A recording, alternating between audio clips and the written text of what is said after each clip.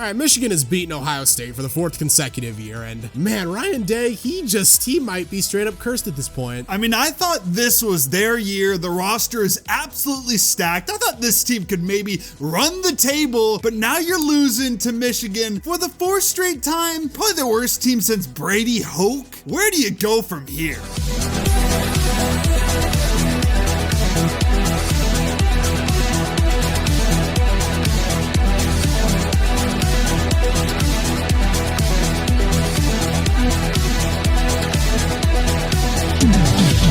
Before we start talking about Ohio State, if you haven't already, make sure you leave this video a like, give us a subscribe, and hit that notification bell so you never miss out on one of our videos.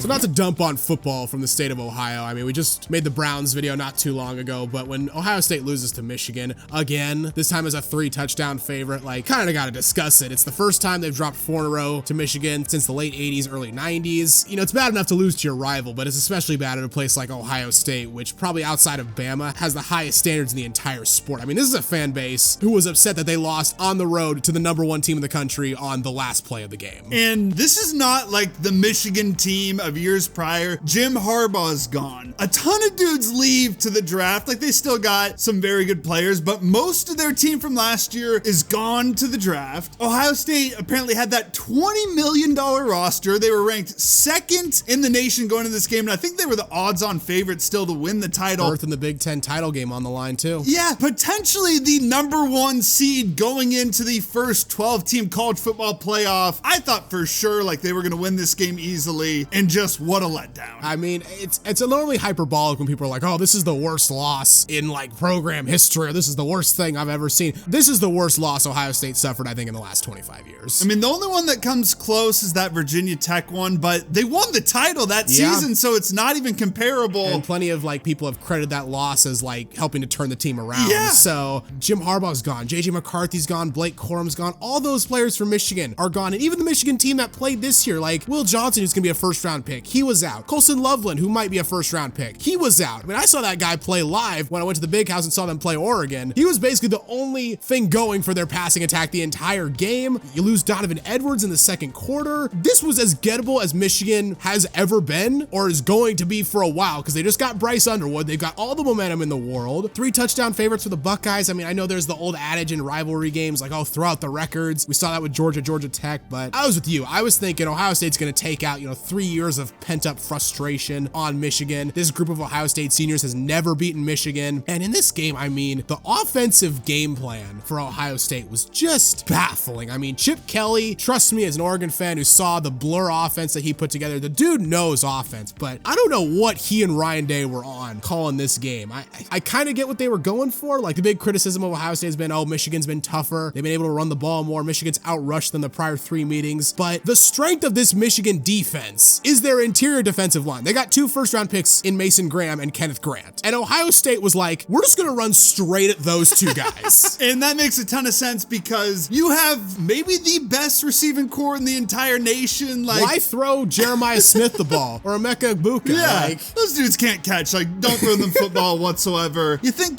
maybe you don't play to the other team's strength. And Ohio State has had offensive line injuries too. They lost their starting center, Seth McLaughlin. They lost Josh Simmons against Oregon. Like, I don't get why they were trying to do this other than like, oh, we're going to try not just to win the game. We're going to try to prove a point, right? Why? Winning the game is more important than winning the game your way. Yeah, and we saw the results. Judkins gives you 46 yards on 12 carries. Travion Henderson gives you 21 yards on 10 carries. When they got to the outside, there was some success there, but what are you doing trying to reinvent the wheel, like prove this point that we're going to pound Michigan because they've pounded us? Win your way, win the Ohio State way. It made no sense. Throughout the game, Ohio State just had bizarre play calling. I mean, 3rd quarter, prime example. They get into the red zone before Will Howard throws a pick. Michigan throws it right back to them a couple plays later, though. So you're in the red zone, it's 1st down, you run for no yards on 1st down, throw an incompletion on 2nd down, and then you run a delayed handoff on 3rd and 10. Goes nowhere, and then you miss a chip shot field goal. Terrible sequence, but Michigan gets the ball back. They drive all the way down the field. Looks like they're going to score. They run a beautiful play action play where they sneak the tight end back out. Jack Sawyer, though, one of the seniors who's never beaten Michigan, backs off his rush, picks it off, an incredible play. So Ohio State's got the ball back, got all the momentum in the world, and they go 3 and out again.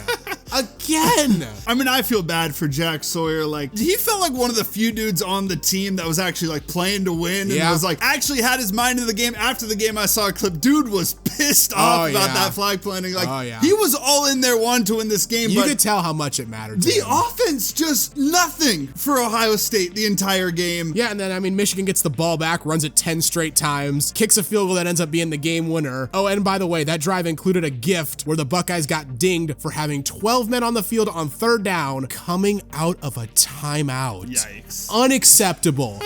Unacceptable. How does that happen? I genuinely don't know. Like, Oregon did that against the Murray this year, but that was on purpose. Yeah, that one was on purpose. Like, this is about as bad of a loss as you could possibly get. Michigan really wasn't that great. It wasn't like Michigan like put up 40 points or something. It was just, they had 235 total yards. Davis Warren is 9 of 16 for 62 yards, no touchdowns, 2 picks, had that red zone pick we mentioned, 2 straight wins in Columbus for Michigan. And on top of that, like, the ending couldn't have been any worse. Like, Buckeyes, they're singing their Carmen, Ohio song, and Michigan comes and plants the flag. That massive brawl ensues. You got cops breaking it up with pepper spray, something I thought I'd never see in college football. Like, pepper spray coming out on the players. I mean, you do love to see it as just a neutral spectator or maybe even a hater of Ohio State. I thought it was a lot of fun. Yeah, it was really fun. Liked it. It was great. But if you're Ohio State, not only to lose this game, which is bad enough a game you 100% should have won, a game I penciled you in to win, but to have that happen after, to get embarrassed at home, just funny and extremely embarrassing. Yeah, I mean, anyone who had a problem with the flag planting, it's like, okay, obviously you don't want guys pepper sprayed, you don't want the cops involved, right? But anyone who had a problem with the flag planting, it's like, first of all, you don't want your rival to plant their flag on your home field. Don't lose to your rival on your home field. Okay. Like, Ohio State had 60 minutes to influence the outcome of that game, and after the final buzzer sounded, then they wanted to get emotional and start showing some heart. Second off, like, yeah, this might be like a bad look or whatever, but this is the kind of stuff that makes college football like really unique and really awesome. Like, this footage is going to be used by the Big Ten for the next like 20 years in hype packages for Michigan Ohio State games. Like, if you look at the pros, T.O. celebrating on the Cowboys logo at like the old Texas Stadium, or Kyrie stomping on Lucky at Boston Garden, or the Ravens celebrating on the Titans logo, like, it happens here or there, but you don't ever really get these moments where it seems like there's genuine like dislike or hatred for teams against each other or for players against each other. Like, these Michigan and Ohio State players fucking hate each other. The fans fucking hate each other, and it cultivates like an environment and a vibe around these games that is just so unique and so fun, and I love it. I am happy to see some of this stuff is still here, because I was a little bit worried with like NIL, all this transfers, you know, conference realignment, we'd lose some of this great stuff with college football, these intense rivalries. So I'm happy about that. The one thing I will say, like, I agree, win the game so you're not doing that, but if they're planting the flag, like, if I'm Ohio State, I'm throwing hands. Oh, absolutely. I don't care. I am throwing hands. I don't care if I lost, got embarrassed. I'm still throwing hands in that situation. Like, I'm sure it's going to happen at some point, but like the next time Washington wins at Autzen Stadium, if they try to plant that fucking purple flag, you're going to be out there throwing hands. I'm on the field. I'm jumping out the stands. I ain't letting that happen. All right, so if you're Ohio State, now that the game's over, where the fuck do you go from here? I mean, plenty of fans are going to be like, fire Ryan Day. And look, in years past, I mean, at this point in the season, he would not be the head coach of Ohio State, because they would have missed the playoffs entirely. They would have gone to like the fucking Cotton Bowl or something. Half their roster would have opted out. But it's a 12-team playoff era, so you can't fire him because you're going to make the playoff. You still have a chance to win the national championship. I will say your route got a lot harder because you're not going to get a bye in the first round. It was natty or bust before the season, but now the pressure's really on. Like, they need to make a deep run in the college football playoff, or else he's getting shit canned. If you do fire him, this is my thing with, like, you know, when the Bucks fired Adrian Griffin, it's like, who do you bring in to replace him? Like, I've heard Mike Vrabel, former Buckeye, started his coaching career at Ohio State, had a few good seasons with the Titans, but he's probably going to be in line for an NFL job. And then other than that, I've seen like Marcus Freeman, Kurt Cignetti, Matt Campbell, Kenny Dillingham, all guys that I think are really good coaches and would do a good job at Ohio State. And I've seen the sentiment from Buckeye fans that, like, you know, maybe Ryan Day and Ohio State, like, they're both good, but they're not good for each other. But on the other hand, it's like Ryan Day beats basically everyone else in the the regular season besides Michigan. The dude's won 86% of his games. And there's a feeling I know from Buckeye fans that like, oh, they're immune to any kind of down tournament. Look, in the modern age of college football, they're probably as immune as anybody, but plenty of big time teams have had down years. Like the idea that if Michigan State makes the wrong coaching hire, they can't fall down a ladder or two for like 5 or 6 years. All I'm saying is like, you got a guy who wins at a very high clip, recruits at a high clip. He can't beat Michigan. I get it. Be careful what you wish for if you fire him. First thing I'll say, I don't think their like national title hopes are done whatsoever. I mean, don't either. College football this season, it's completely open. The only team that's looked strong all year is your Ducks. Hell yeah. And even then, like the Ducks, shaky early. Yeah, I've been a Ducks hater for all these years, and they always seem to fail. So until it happens, I still don't even trust them. So I mean, if Ohio State goes on the road at Georgia, like, do you even really trust Georgia and Carson Beck throwing all those Ducks? Texas, I mean, who knows? I could even see them win that game. So first, I want to say that. I mean, it's tough, but at the same time, like Ryan Day's biggest strong suit is getting all these guys recruiting. He is terrific at that. And sure, in the regular season, dude's been incredible. He basically beats everybody besides Michigan. I mean, he lost to Oregon a couple times now, but in the regular season, he beats everyone as well. But I mean, it's Ohio State. One, you have to beat Michigan. Dude hasn't done that. And two, it's championship or bust. And sure, he's made the playoff. If they make that field goal against Georgia in 2022, maybe they win the title that year, but you got to beat Michigan. You got to win the title. And so far, he's done neither. So sometimes you do need to make a move. I don't think it's quite comparable to like Jim Harbaugh struggling a bit at Michigan, because Jim Harbaugh had proved himself with the 49ers at Stanford before. Like, what has Ryan Day proved outside of beating up on Penn State? That's a good point.